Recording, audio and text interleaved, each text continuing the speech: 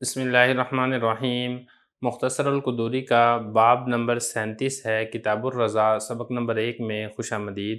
آج کے سبق کے اندر ہم مدت رضاعت کے بارے میں پڑھیں گے۔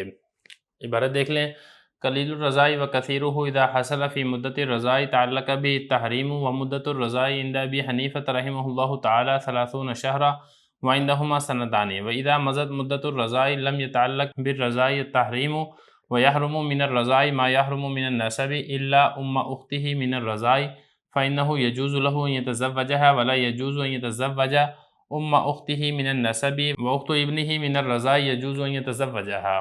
ترجمہ دیکھ لیں: قلیل رضاعت اور کثیر جب حاصل ہو جائے مدت رضاعت میں تو اس سے حرمت متعلق ہو جاتی ہے، اور مدت رضاعت امام صاحب رحمۃ اللہ علیہ کے نزدیک 30 مہینے ہیں اور صاحبین رحمہ اللہ تعالیٰ کے نزدیک 2 سال ہیں، اور جب مدت رضاعت گزر جائے تو پھر رضاعت سے تحریم متعلق نہیں ہوگی، اور حرام ہوتے ہیں رضاعت سے وہ رشتے جو نسب سے حرام ہوتے ہیں سوائے رضائی بہن کی ماں، اس لیے کہ جائز ہے اس سے وہ مرد نکاح کرے، اور جائز نہیں ہے کہ وہ نکاح کرے نسبی بہن کی ماں سے، اور اسی طرح رضائی بیٹے کی بہن جائز ہے کہ وہ اس سے نکاح کرے۔ عبارت ہو چکی ہے، ترجمہ ہو چکا ہے، اب چلتے ہیں اس کی تشریح کی طرف۔ کتاب النکاح ہمارا مکمل ہو چکا ہے، اگلا باب ہے کتاب الرضا۔ سب سے پہلے سمجھ لیں کہ ماقبل سے کیا مناسبت ہے۔ دیکھیں، جو نکاح ہے، نکاح سے مقصود ہے توالد و تناسل، اور بچے کو زندہ رکھنے کے لیے دودھ کی ضرورت ہوتی ہے۔ اسی مناسبت سے کتاب النکاح کے فوراً بعد کتاب الرضا کو لے کر آ رہے ہیں۔ اگلی بات آپ نے یہاں پر یہ سمجھنی ہے کہ یہ جو رضا ہے، اس کو را کے اوپر آپ فتح بھی پڑھ سکتے ہیں رضا، اور را کے اوپر آپ کسرہ بھی پڑھ سکتے ہیں کتاب الرضا، دونوں طریقے سے درست ہے، لیکن جو فصیح لغت ہے وہ یہ ہے کہ آپ را کے اوپر فتح پڑھیں۔ اور لغوی معنی اس کا یہ ہے کہ بچے کا پستان سے دودھ چوسنا، اور اصطلاحی تعریف اس کی یہ ہے کہ شیر خوار بچہ، یعنی دودھ پیتا جو بچہ ہے وہ ایک مخصوص مدت میں عورت کی چھاتی سے دودھ چوسنا، اس کو رضاعت کہا جاتا ہے۔ پہلا مسئلہ دیکھیں، حضرت فرما رہے ہیں کہ تھوڑا دودھ چوسنا ہو یا زیادہ دودھ چوسنا ہو، جب مدت رضاعت میں حاصل ہو جائے تو حرمت متعلق ہو جائے گی۔ دیکھیں، یہ ایک اختلافی مسئلہ ہے کہ بچہ ماں کا کتنا دودھ چوسے تو پھر اس سے جو رضائی رشتے ہیں وہ حرام ہوں گے۔ تو حنفیہ کا جو مفتیٰ بہ مذہب ہے وہ یہ ہے کہ تھوڑا ہو یا زیادہ ہو، جب مدت رضاعت میں بچے نے والدہ کا دودھ پی لیا تو اس سے پھر رضائی رشتے حرام ہو جائیں گے۔ عبارت دیکھ لیں، یہ فرما رہے ہیں کہ رضاعت کا کم و کثیر ہو اور رضاعت کا زیادہ ہونا، یہ جو ہو ضمیر ہے نا، یہ لوٹ رہی ہے اس رضا کی طرف، یعنی بچے کا دودھ پینا چاہے کم ہو چاہے زیادہ ہو، جب مدت رضاعت میں حاصل ہو جائے تو پھر اس سے حرمت متعلق ہو جائے گی، مطلب یہ کہ اس سے پھر رضائی رشتے حرام ہو جائیں گے۔ وہ کون کون سے رشتے حرام ہو رہے ہیں وہ آگے ساری بات آ رہی ہے۔ اسی طریقے سے مدت رضاعت کہتی ہیں، وہ بھی اس کے بعد اگلے مسئلے میں حضرت ذکر فرما رہے ہیں۔ اس کے بعد آگے دیکھیں، مدت رضاعت کے بارے میں حضرت فرما رہے ہیں کہ جو مدت رضاعت ہے، امام صاحب رحمۃ اللہ علیہ فرماتے ہیں 30 شہرا، وہ 30 مہینے ہیں، اور آپ کو معلوم ہے 1 سال میں 12 مہینے ہوتے ہیں، 2 سالوں میں 24 مہینے، تو یہ کل مدت رضاعت بنتی ہے 2.5 سال، جبکہ ان دہما صاحبین رحمہ اللہ تعالیٰ فرماتے ہیں سنتان، یہ 2 سال ہیں، یعنی کہ 24 مہینے ہیں۔ اب فتویٰ کس قول کے اوپر ہے؟ تو فتویٰ اس مسئلے میں صاحبین کے قول کے اوپر ہے کہ 2 سال کے عرصے کے اندر اگر بچہ دودھ پیتا ہے تو پھر اسے رضائی رشتے حرام ہو جائیں گے۔ تو یہ فرمایا کہ مدت رضاعت امام صاحب رحمۃ اللہ علیہ کے نزدیک 30 مہینے، وعندہما اور صاحبین رحمۃ اللہ علیہ کے نزدیک سنتانی 2 سال ہیں۔ اس کے بعد اگلا مسئلہ دیکھیں، وَإِذَا مَدَتْ، جب مدت رضاعت گزر جائے، یعنی 2 سال کا عرصہ جب گزر گیا ہے، 2 سال کے بعد اگر بچے نے والدہ کا دودھ پیا ہے، اپنی رضائی ماں کا دودھ پیا ہے، تو پھر اس صورت کے اندر رضائی رشتے حرام نہیں ہوں گے۔ تو یہ بتا رہے ہیں وَإِذَا مَدَتْ مُدَّتُ الرَّضَاعَ، جب مدت رضاعت گزر جائے، لم يتعلق، یہ جو تحریم ہے نا، اس کے اوپر رفع پڑھنا ہے اور آپ نے اس کو لم يتعلق کا فائل بنانا ہے۔ حرمت متعلق نہیں ہوگی بالرضائی، رضاعت کے ساتھ، بچے کو دودھ پلانے کے ساتھ حرمت متعلق نہیں ہوگی۔ اگلا مسئلہ دیکھیں، وَيَحْرُمُ مِنَ الرَّضَاعِ مَا يَحْرُمُ مِنَ النَّسَبِ، فرما رہے ہیں کہ رضاعت سے کون سے رشتے حرام ہوتے ہیں؟ تو بتا رہے ہیں کہ جو رشتے نسب سے حرام ہوتے ہیں وہی رشتے رضاعت سے حرام ہوتے ہیں۔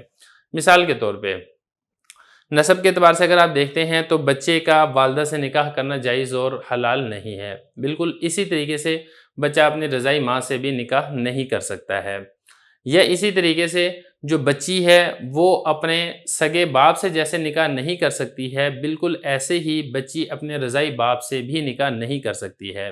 یا اسی طریقے سے کہ لڑکا جس طریقے سے اپنی سگی بہن سے نکاح نہیں کر سکتا ہے، وہ نسب کے اعتبار سے رشتہ حرام ہے، بالکل ایسے ہی اپنی رضائی بہن سے بھی نکاح نہیں کر سکتا ہے۔ یا اگر بچی ہے تو بچی جس طریقے سے اپنے سگے بھائی سے نکاح نہیں کر سکتی ہے، بالکل ایسے ہی اپنے رضائی بھائی سے بھی نکاح نہیں کر سکتی ہے۔ تو یہی فرمایا یحرم و حرام ہو جاتے ہیں رضاعت دودھ پلانے سے ما وہ رشتے، اس کو ما نافیہ نہیں پڑھنا، یہ ما موصولہ ہے، وہ رشتے حرام ہو جاتے ہیں جو رشتے نسب سے حرام ہوتے ہیں۔ لیکن کچھ رشتے ایسے ہیں جو نسب سے تو حرام ہوتے ہیں لیکن رضاعت سے وہ حرام نہیں ہوتے ہیں۔ وہ کون کون سے رشتے ہیں اس کے بعد آگے انہی کو ذکر فرما رہے ہیں۔ ان میں سے جو پہلا رشتہ ہے اس کے بارے میں دیکھیں، حضرت فرما رہے ہیں کہ رضائی بہن کی ماں سے نکاح کرنا۔ اس کا کیا مطلب ہے؟ ایک مثال سے بات سمجھ لیں تاکہ بات سمجھنی آسان ہو جائے۔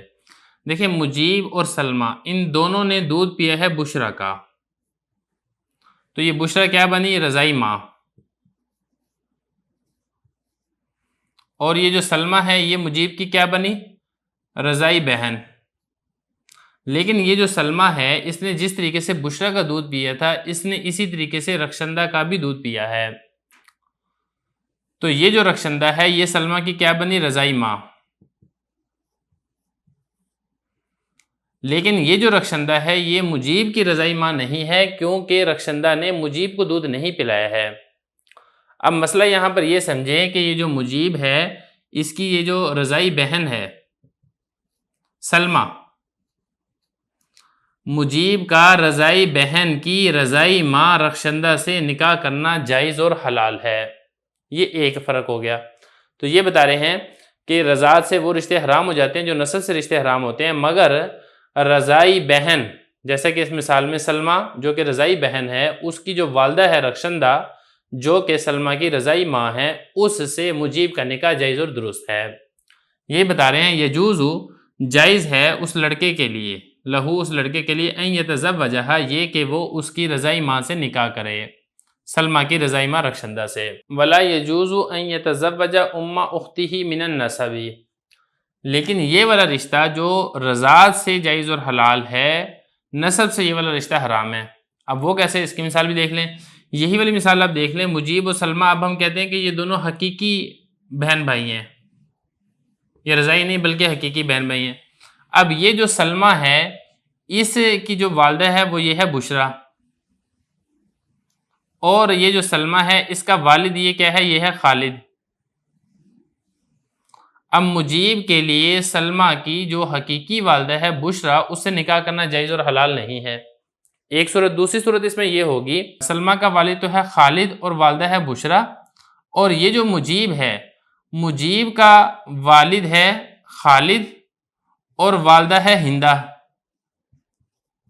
تو مطلب کہنے کا یہ ہے کہ یہ جو مجیب ہے اس کی والدہ بشرا نہیں بلکہ ہندہ ہے، لیکن والد دونوں کا مجیب کا بھی اور سلمہ کا وہ ایک ہی ہے اور وہ ہے خالد۔ اب اس صورت میں اگر آپ دیکھیں گے تو مجیب اور سلمہ یہ باپ شریک بہن بھائی ہیں، ماں شریک تو نہیں ہے کیونکہ ماں دونوں کی الگ الگ ہے، تو مجیب کے لیے سلمہ کی جو حقیقی ماں ہے بشرا اس سے نکاح کرنا جائز نہیں ہے۔ نکاح کرنا جائز اس لیے نہیں ہے کیونکہ خالد کا نکاح بشرا کے ساتھ بھی ہے، تو یہ جو بشرا ہے یہ خالد کی منکوحہ ہے اور باپ کی منکوحہ سے نکاح کرنا جائز اور حلال نہیں ہوتا ہے۔ تو دو صورتیں بنیں گی نسب سے اور دونوں صورتیں ہی ناجائز اور حرام ہیں۔ تو یہی فرمایا جائز نہیں ہے نکاح کرے اپنی نسبی بہن کی والدہ سے۔ باقی یہ جو مثلا اخت ابنہ من الرضاع یجوز ان یتزوجہا، یہاں سے ہم انشاءاللہ اگلے سبق کے اندر پڑھیں گے۔